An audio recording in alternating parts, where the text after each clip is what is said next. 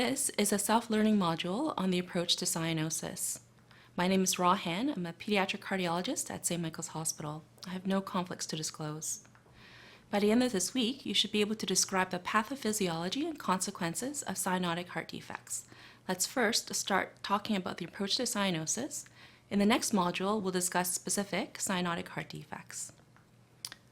By the end of this module, you should be able to define cyanosis, identify the causes of cyanosis, differentiate between cardiac and non-cardiac causes of cyanosis, and recognize the complications of cyanosis.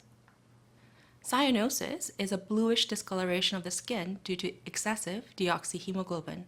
You can have central cyanosis, which is cyanosis throughout the entire body, or peripheral cyanosis, where the cyanosis is limited to the hands and feet.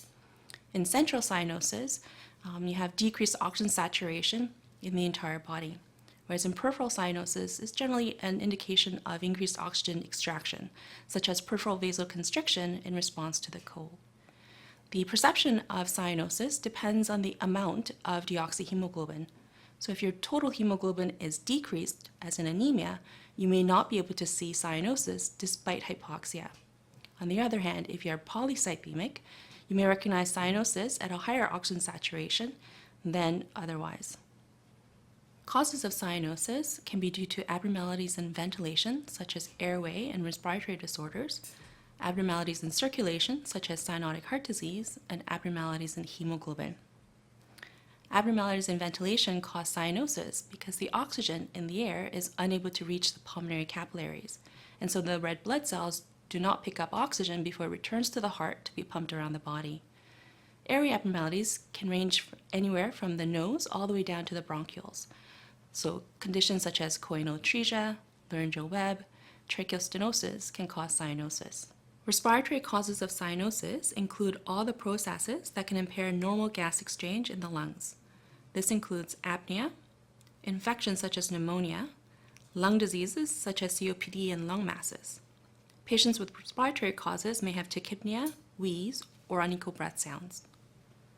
Cyanotic heart defects cause cyanosis by providing a way for deoxygenated blood returning from the body to bypass the lungs and re-enter the systemic circulation. This can occur through a variety of overlapping mechanisms, such as mixing of the systemic and pulmonary venous blood in the heart, a complete separation of the systemic and pulmonary circuits, or a right to left shunt. Patients with cyanotic heart disease may or may not have a murmur or respiratory distress, depending on their specific heart condition. Finally, methemoglobinemia is an abnormality in the hemoglobin, where instead of carrying only the ferrous form of iron, it also contains the ferric form of iron. This impairs the ability of the hemoglobin to bind oxygen.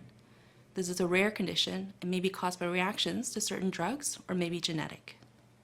In addition to the history and physical examination, one of the ways that we can differentiate between cardiac and non-cardiac causes of cyanosis is the hyperoxia test.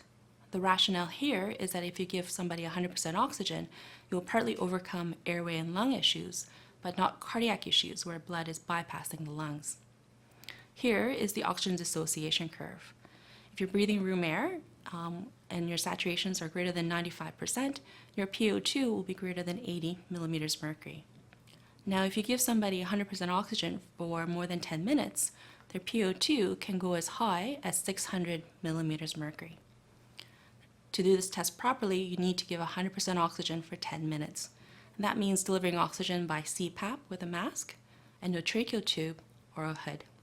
And the PO2 should be drawn from a preductal arterial blood gas, so a right radial arterial blood gas. Now, if your PO2 is less than 150 despite 10 minutes of 100% oxygen, you're very likely to have cyanotic heart disease.